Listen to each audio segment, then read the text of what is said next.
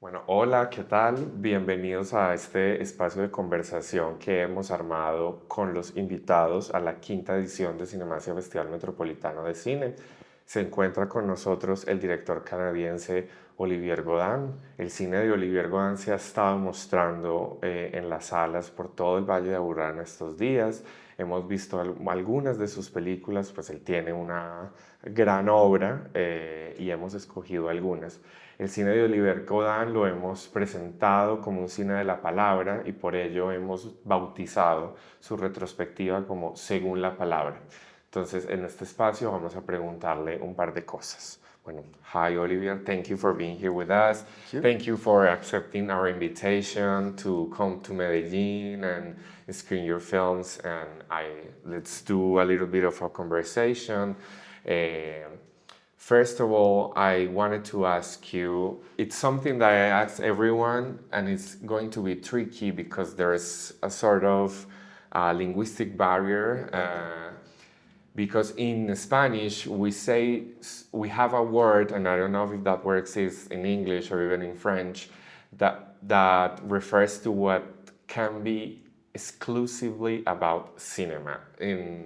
We call it lo cinematográfico, which can translate as something as le cinématographique, Okay. for example. So, what do you think that is that thing that can only be found or can only be known through cinema, and that we call lo cinematográfico? So, the question is, what is le cinématographique? All your questions, like what is fiction, are super complicated. Well, because they're a good question because I think there's not one good answer. There are multiple good answers, and the fun about those questions is to exercise the brain about trying to find an answer. But my spontaneous response would be.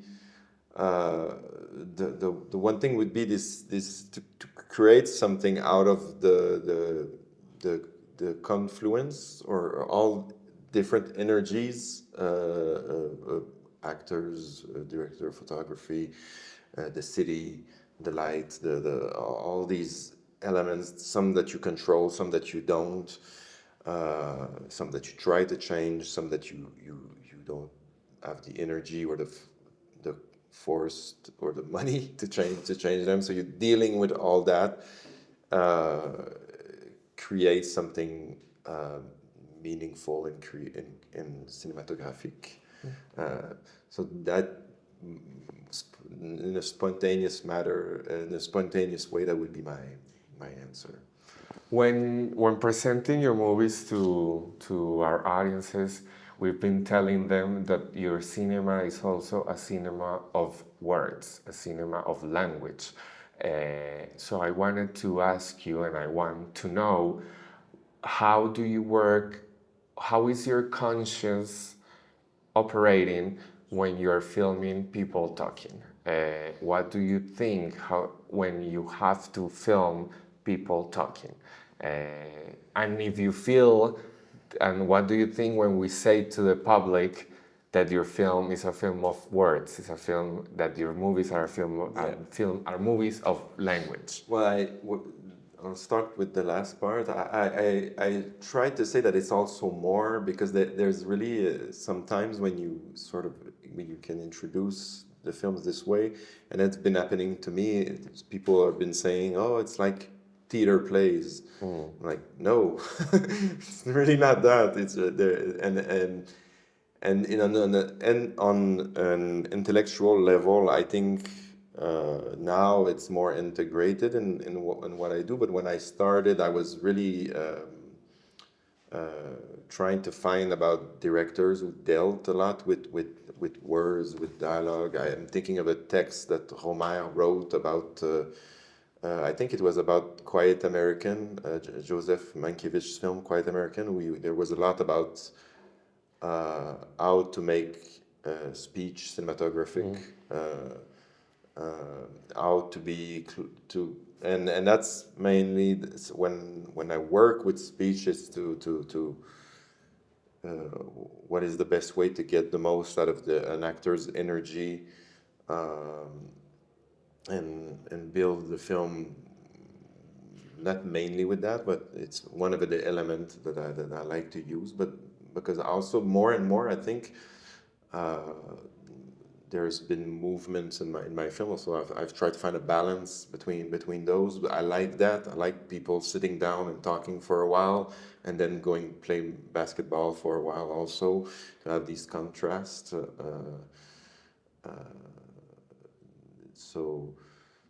So yeah, so there's a conscious part where and I knew you wanted to talk about that, but from the reading I've been doing before, and then more try to put that in my films in an organic way. I would say, yeah. And what does it mean to you to film someone talking? What goes through your mind when you have that? When you say to yourself, okay, this is going to be one person talking to another. How should I film it? Where should I put the camera? Yeah, the depending on what they're saying, but usually it's the energy of an actor. Actors are interesting because for example, in The Art of Speech, Michael Yaroshevsky, who's playing Koroviev, it was really the way we filmed and light him that would create more mystery. And we realized that there were ways where we sort of lost that mysterious feeling, and depending on where we put the camera.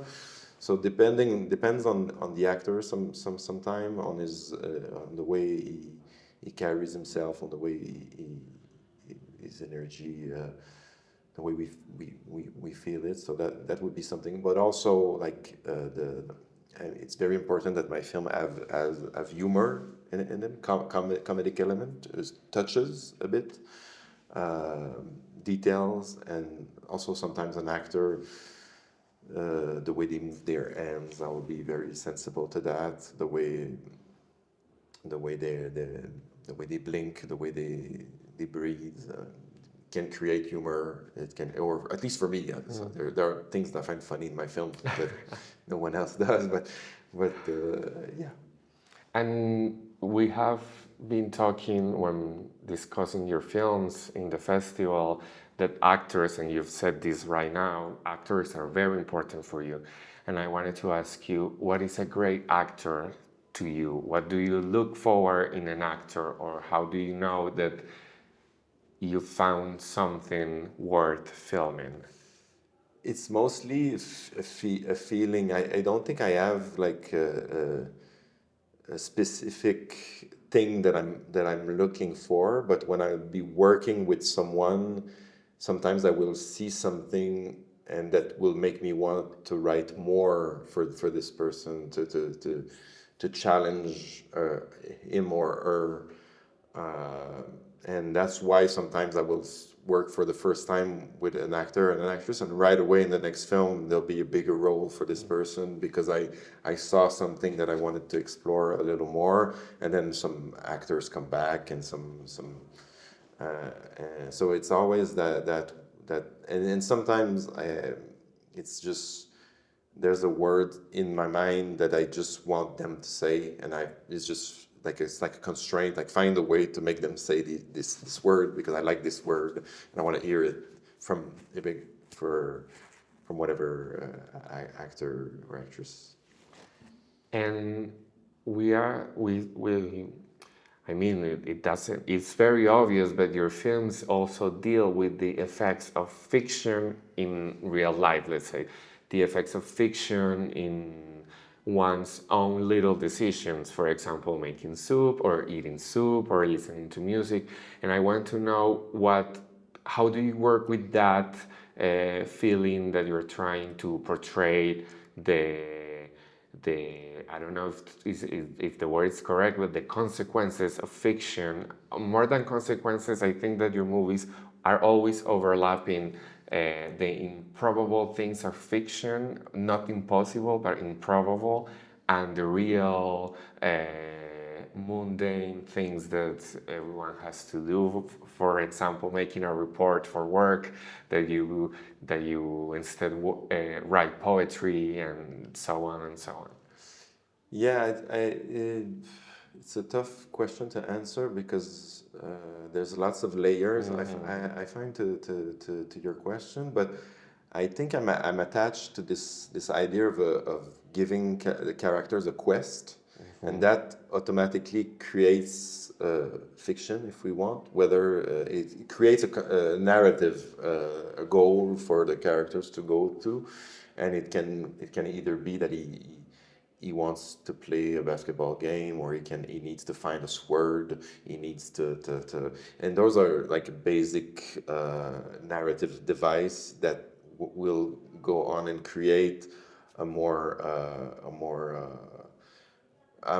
not necessarily create, but will give meaning to a character and enlightens him in a way. For example, the Bible in the art of speech, it's an element that pushes the character until the end of the movie when he finally finds it. It's not a revelation or anything. There's no.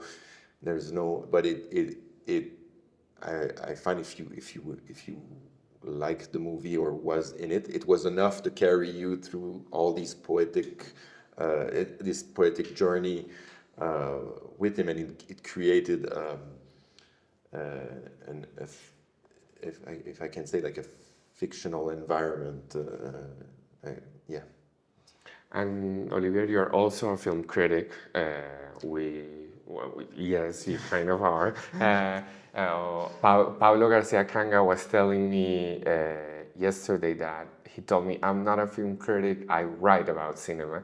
I would say the same thing. Maybe there is that distinction. Everyone is making that distinction now because, I don't know, criticism is, I don't know, in what state of health, let's say that. But we also admire filmmakers that write about cinema, that through words reflect on specific problems and so on. We have translated some of your texts to Spanish. We've read them first we read them through Google Translator, which was always, but we chose some text and a real translation gave us also a perspective on your work. And I wanted to ask you, how do you think the Olivier Godin writer is influencing, or I don't know what is that your texts about cinema do to your movies? How do you, I don't know, you say balance, but let's talk about that. Well, it's interesting because I would love to be a film critic, but I would need more time to do that. I think I would accept this. It's just that I write when I feel like I want to write about them. But also, I've been more and more writing about the things. Basically, I write about are things that matters to me, whether it's about my personal aesthetic choices or where I'm heading with. Or things that filmmakers that mattered when I discovered movies, and that are still the Ozu text that you translated, for example. I have a long relationship, a strong one, I want to believe, with the Ozu's work, and so I think more and more, especially that it takes me a lot of time to write. I'm maybe because of this imposter syndrome where I don't know, because I feel like I became like started writing bit by accident. Like my first text that you translated, which is the one that a lot of time they bring up, wasn't sur le cinéma artisanal, on artisanal filmmaking, I guess. Was supposed to be a talk that I was supposed to give where no one came. So, but I had prepared for this talk, so I proposed this text to this magazine where I say, maybe it could at least I won't have words for nothing because I'd prepared. So So, and then I sort of liked it because also writing, I found, at least for me, it structures my thought, my train of thought. It brings structure and it's something that can be helpful in maybe in a way in talking about your work, writing about it for whatever other reason. And sometimes just it can be. It can be liberating also to think about a film in writing. And some other thing that we've briefly discussed when presenting your films is the imprint of Quebec in the films. So I wanted to ask you, what do you think about national cinema as a label? And what do you think that, because you've said, for example, that you make movies, you said when presenting The Art of Speech that you wanted to do like a sort of American movie mixed with mythology of Quebec, and what is your relationship with that sort of way of work to put your, I don't know to say local little things there, but yes, I want to know what is your relationship with those labels as national cinema, as you being a Canadian filmmaker, whatever. The Canadian filmmaker label is interesting, but someone like me would make the distinction between Quebec and Canada, but we're part of the country, obviously. But it maybe has to do with that, with something I spoke about, is the dominant culture to try to. And Art of Speech is interesting film because the main culture points that I'm referring to are from the 60s and 70s, which made them out of fashion already. And it was quite apparent when I was rewatching the film. It's really out of fashion in terms of thematics. Mm-hmm. And there are elements that remains because it's important for me to look in, especially. I think a lot of the filmmakers in the 60s when like a lot of the things from the past have been abandoned because they were so problematic. But I like to bring, for example, the play they put on in Les Arts de la Parole is such a problematic play in terms of thematics with the First Nations, les premiers peuples. And the way they portrayed in it, it's even racist by today. No one would dare put that play on. Okay. So that was a sort of a playful kind of way to the law. It's a Laure Conan play, which she was a female playwright, which wasn't that a lot of them back in the day, but still her play is very problematic, which makes it interesting. But it's important for me that I like to think through these elements because they're part of history. Even the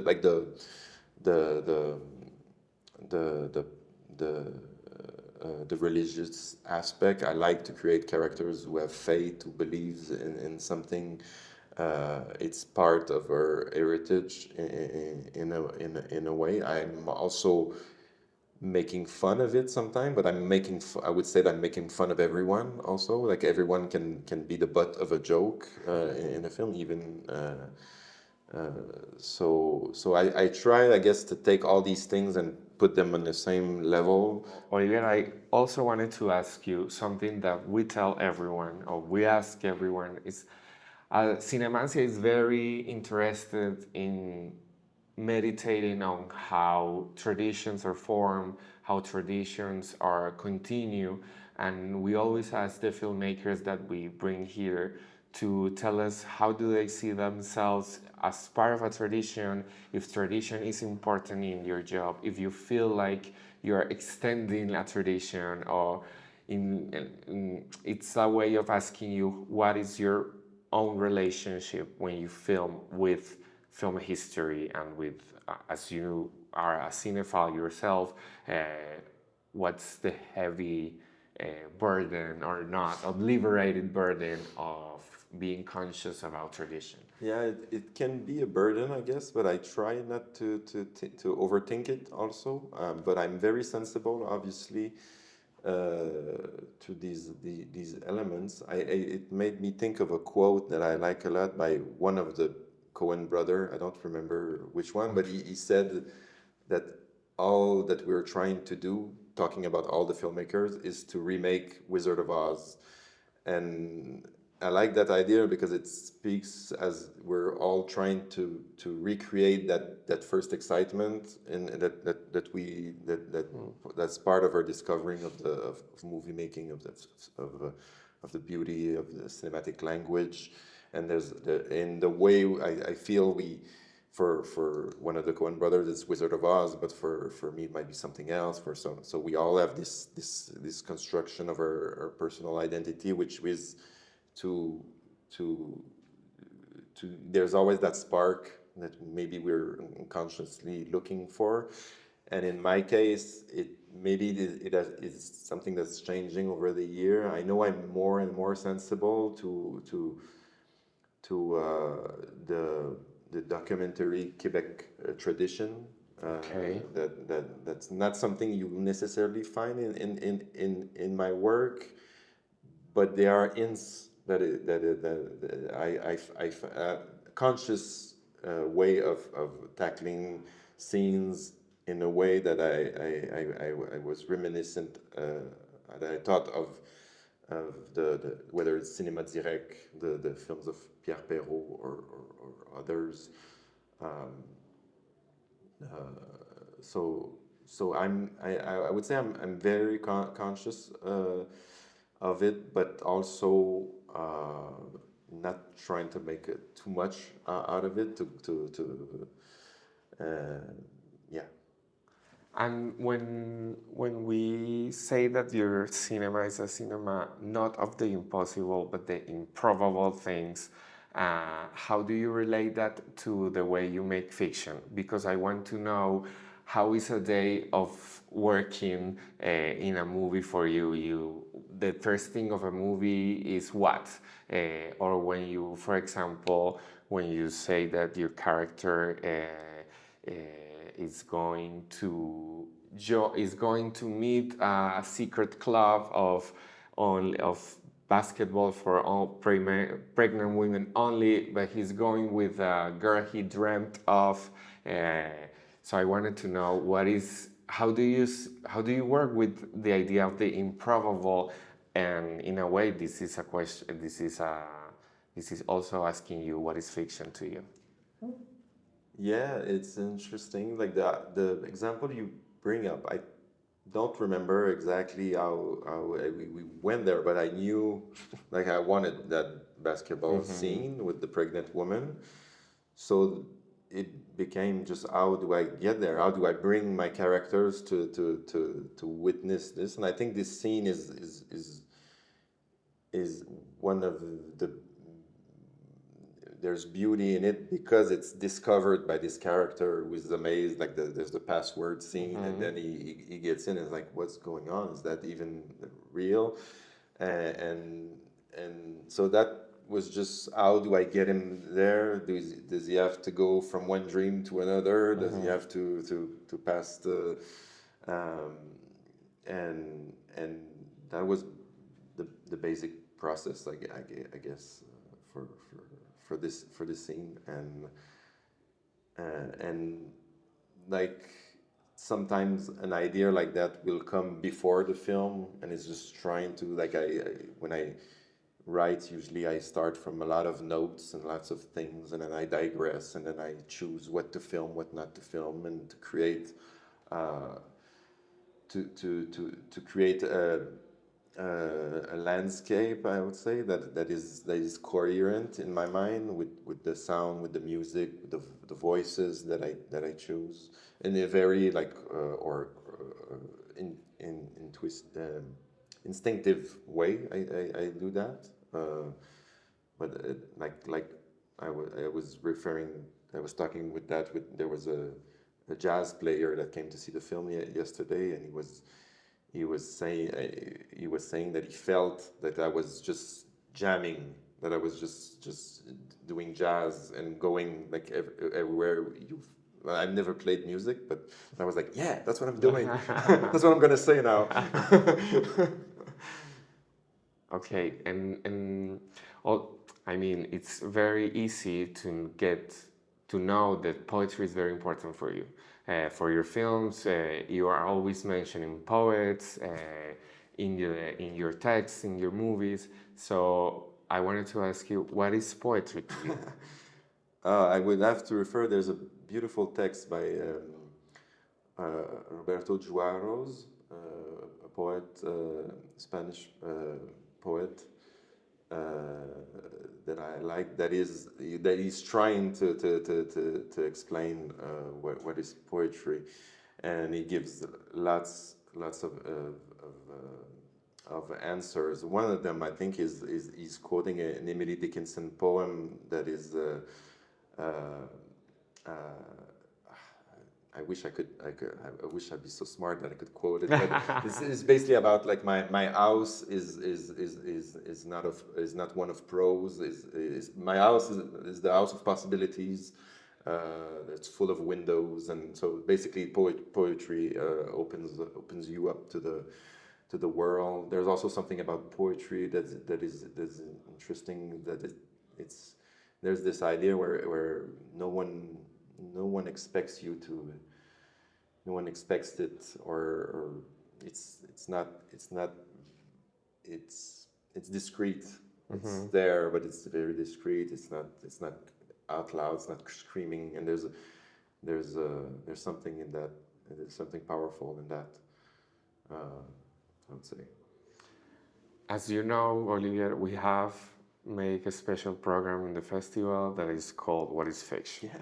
And we ask 5 people to reflect on fiction, do their work, and choose 2 films. If we were to ask you, maybe for next year, to choose 2 films that expand on your ideas of fiction, what films do you think you will choose and why? Whoa.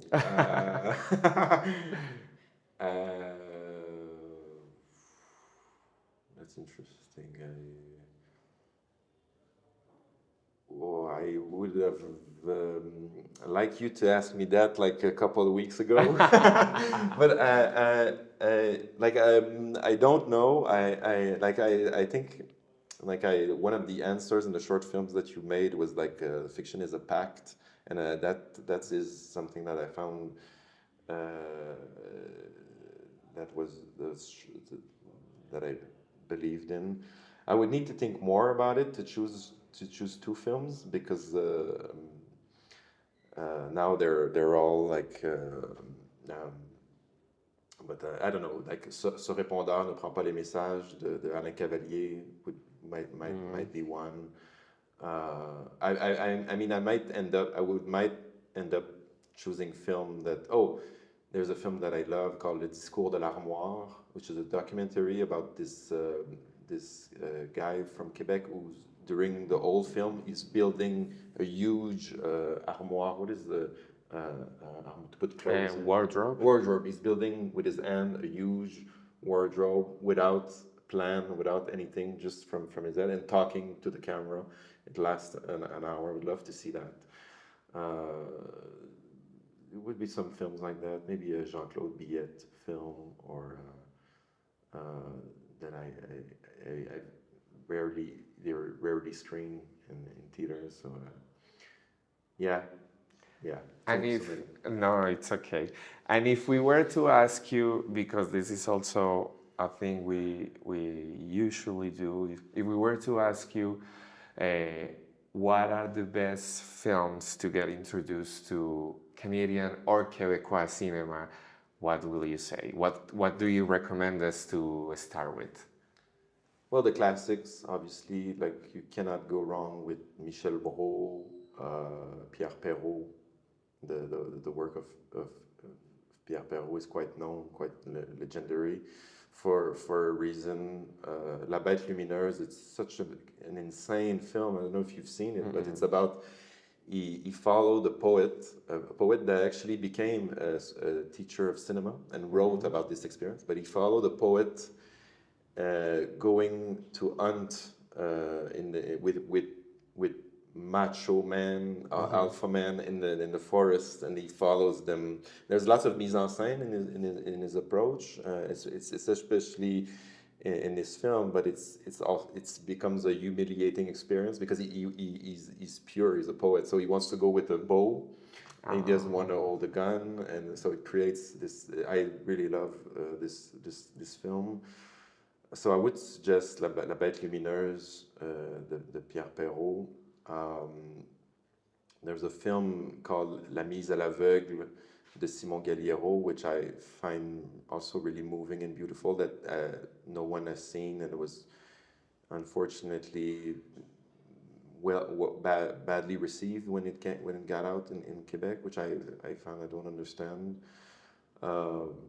I enjoy a lot. I resaw it recently.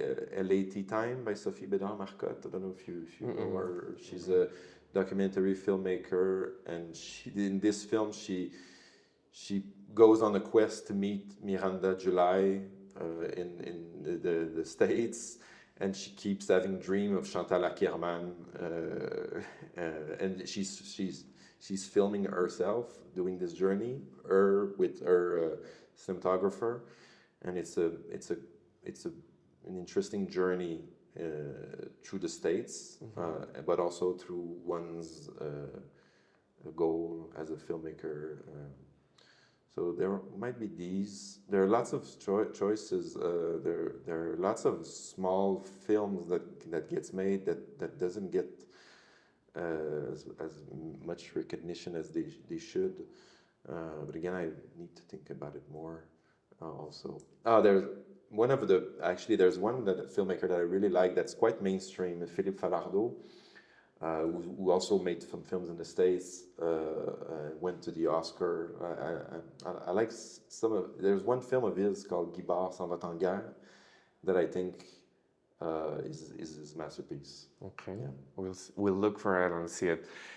Olivier, bueno, thank you very much. It's really been a pleasure having you in the festival. I think the public has really responded to your movies. That makes us very happy.